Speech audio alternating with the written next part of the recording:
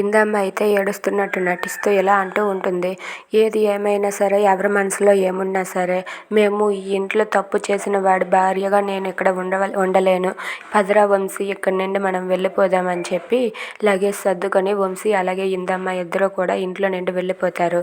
వాళ్ళు వెళ్ళిపోతూ ఉంటే అక్కడే ఉన్న జ్యోతి అలాగే హైమావతి వాళ్ళు చూస్తూ కూడా ఆపకుండా అలా మౌనంగా నిలబడి చూస్తూ ఉండిపోతారు. ఇక యామిని అలాగే చిన్నత్తయ్య ఆగండి, చిన్నగ్రాని ఆగండి, ఎక్కడికి వెళ్తారు, వెళ్ళొద్దు అని అడుగుతూ ఉన్నా సరే, మేము ఉండము, ఎందుకు ఉండాలి, ఉండం కాక ఉండము అని చెప్పి ఇందమ్మ ఏడ్చుకుంటూ అలా బయటకు వచ్చేస్తుంది. ఇంతలో జడ్జి గౌరీప్రసాద్ అలాగే సూర్య అయితే కిందకు వస్తారు. ఆగు ఇందు, నువ్వు ఇక్కడి నుండి వెళ్ళడానికి వీల్లేదని చెప్పి జడ్జి తాత అంటాడు. అది విన్న కుట్టి అయితే ఒక్కసారిగా షాక్ అవుతుంది. ఏంటి జడ్జి తాత ఇలా మాట్లాడుతున్నాడని చెప్పి అనుకుంటూ ఉంటుంది.